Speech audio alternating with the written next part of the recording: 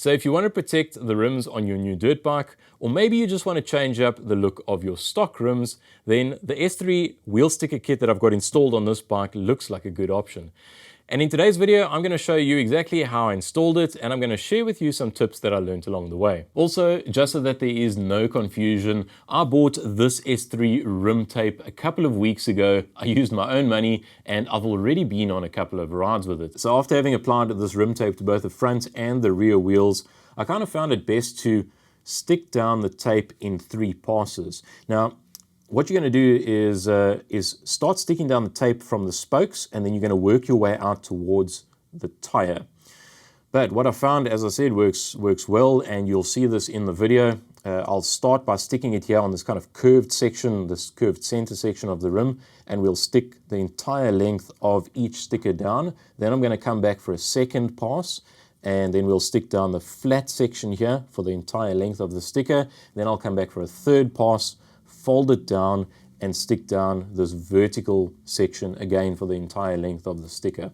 And we are going to use a heat gun just to heat up the sticker just a little bit. It does make it a lot more compliant, and you'll actually find that once you have heated it up, it does actually bend and comply very nicely to the rim.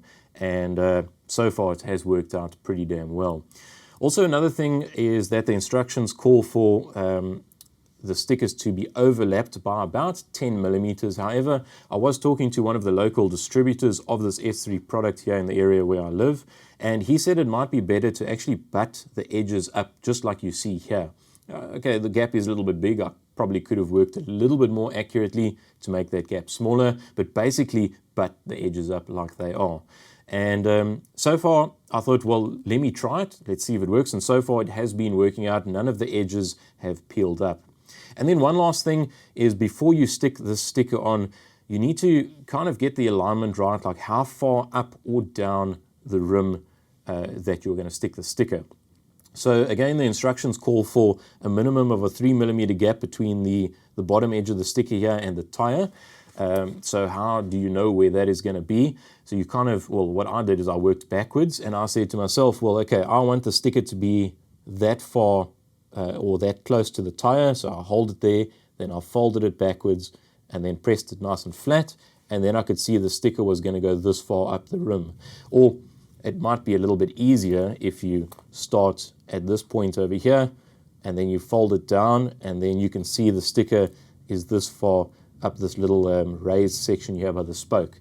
And then you've got an idea of where to start your sticker when you start from the spoke side, and then you work towards the tire. You don't want to end up with a gap of like maybe 10 or 5 millimeters there, because then some of the rim is unprotected here. Or you absolutely don't want to end up with the sticker being too far down, and once you stick it on and the sticker overlaps onto the tire, that is not going to work. So one thing that you want to be careful of, especially when it comes to sticking the ends of the sticker onto the rim, is to maintain that gap. Now you can see over here we've got a bit of a gap over there between the edge of the sticker and the tire. However, over here the edge of the sticker almost goes right to the edge of the rim.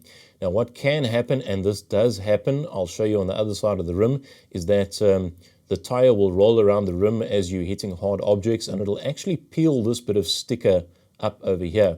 So what I should actually do here is trim this edge a little bit back, but preferably you don't want that to happen, and you want to take care when you're applying the sticker.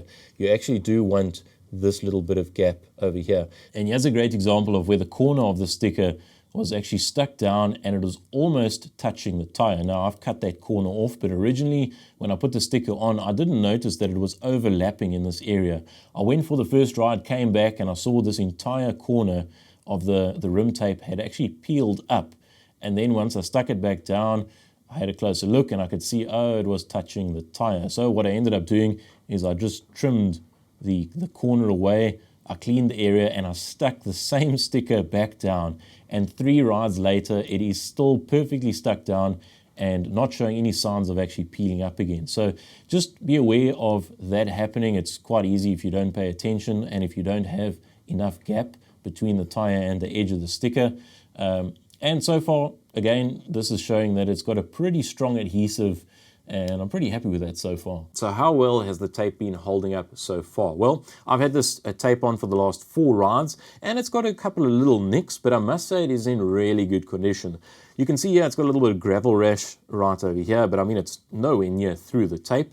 And there are a couple of other little nicks, so like there's one over there, there's one over there, and I don't know, there's another one over here. But so far, it has been performing really well. None of it has peeled off, and you can see I do hit rocks and stuff over here. Might be a little bit out of focus, but you know, I don't really try and avoid the rocks. I just ride normally and not worry about it. And so far, I'm quite impressed with the sort of hardiness of the tape, if you will. But of course, only real time will tell. Maybe we'll do another follow-up video in a year's time once I've got another, say, 50 or 70 hours on this tape, and then we'll see how well it's lasting. This is the package that it comes in, and you basically get 12 strips of rim tape, 6 for the front wheel and 6 for the rear wheel. And the sticker does feel nice and thick. It is pretty tough, and it's got a kind of a rough texture to it. And the strips for the front wheel are around 31 millimeters wide or 1.23 inches, and the strips for the rear wheel are around 37 millimeters wide or 1.46 inches. So first up, the rims need to be properly cleaned. Now there mustn't be any dust or grease or grime on the rims if you want the sticker to stick properly. So I ended up using a little bit of paper towel and some benzene to clean the surface. And even though it looks like these rims are pretty clean, after wiping them down with the benzene, this is the dirt that came off. And this is exactly why it is so important to clean the rims before applying the sticker. Now you could also use rubbing alcohol or maybe brake clean or whatever you want to use really, but just make sure whatever you use doesn't leave any residue once it's dry, or the sticker might not stick properly. And after the second wipe down, you can see that no more dirt is coming off. Now, because I'm going to be butting up the ends of each section instead of overlapping them, I first took a rough measurement around the rim where the rim tape is going to be stuck. And I figured I need to cut about 5 millimeters off the one end and 43 millimeters off the other end, or 48 millimeters in total. And that should get us pretty close to all the sections meeting up. But, there is a very big but.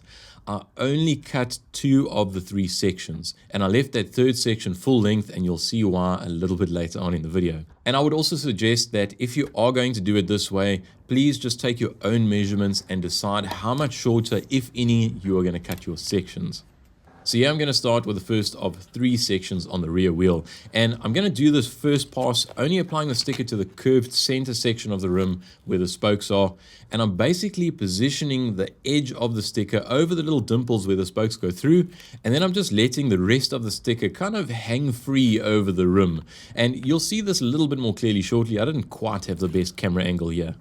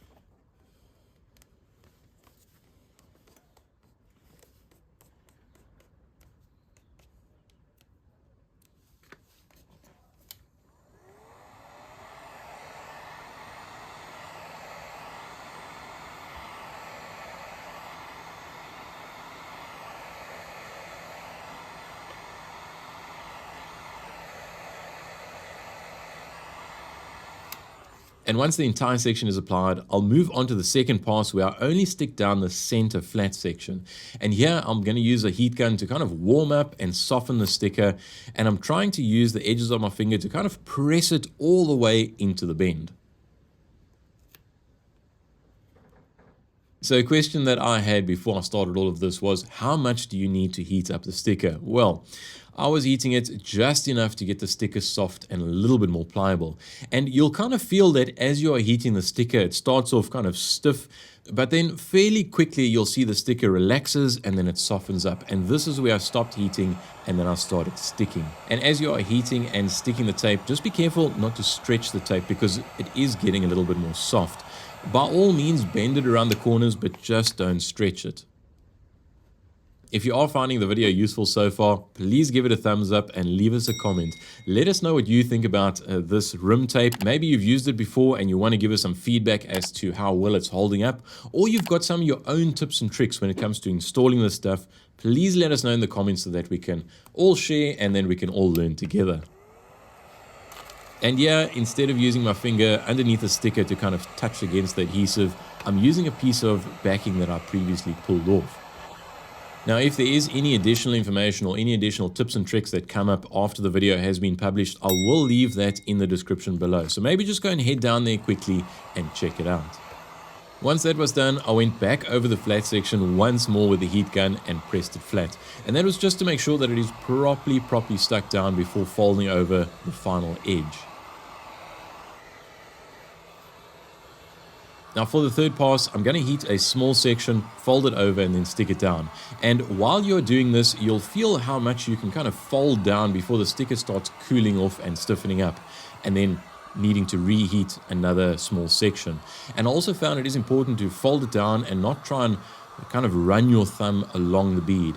If you run too much pressure along the bead, you run the risk of stretching and kind of bunching up the sticker as it folds over the edge. So I'm just working it slowly and carefully as I move along.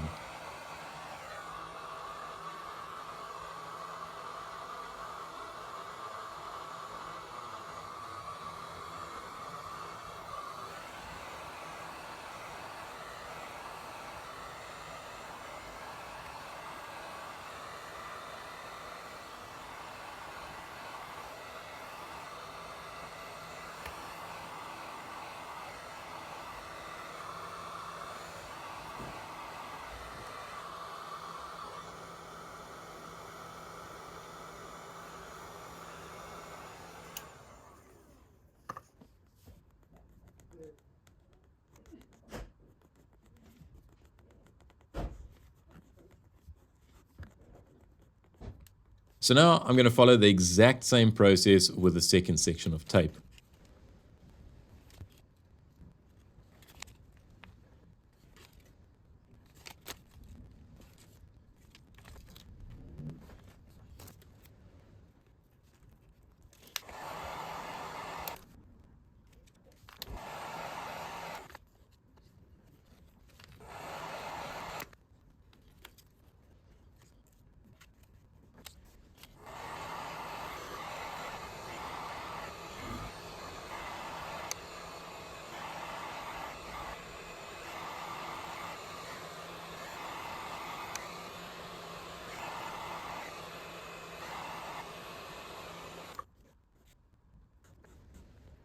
Now, before cutting and sticking that third section, I used a piece of backing from one of the previous sections to measure how long the third section needs to be. Now, I didn't want to cut this third section to the same length as the previous two sections, kind of assuming that it would fit, and in the end, it ends up being too short.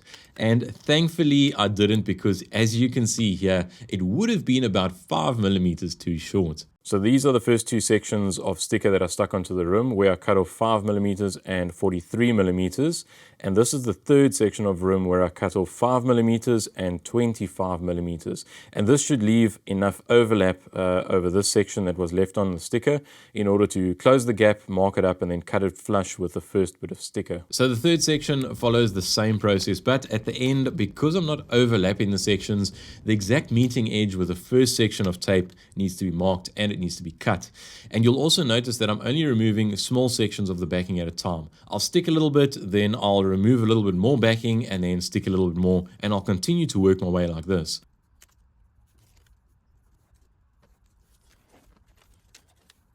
And near the end, I kind of fold the backing flat onto itself, and then I'll mark the edge, and then I'll just simply cut it with a pair of scissors.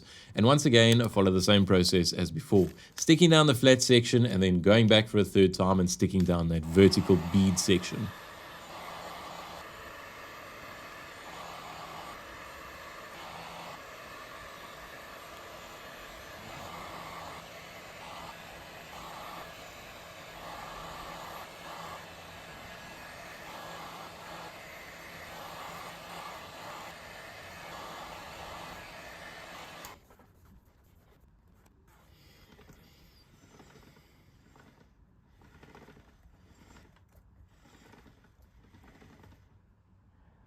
So remember, this was the 25mm piece that was cut off the third section of sticker. And once everything was marked up and cut off flush, this is the little piece that is left over, and it's about 12mm long. So I guess the most important thing here is before you cut the third section of sticker, make sure that you've got enough overlap in order to mark it up and then cut it flush so that there's no gap, so that the third section and the first section butt up nicely and that there is no gap. And for the front wheel, I ended up cutting 5mm off of each of the ends of the first two sections, and once again left that third section to be cut once the exact length is known. Pretty much exactly the same as what I did with the rear wheel. But remember, please, if you are going to do this, rather take your own measurements just to be sure that you don't end up cutting too much off and then you end up with a gap. Now, if you want to protect some of the other parts on your dirt bike, stuff like the radiators or maybe the tailpipe here, go ahead and watch this video right here or this video right here. Thank you very much for watching, and we'll see you next time. Cheers.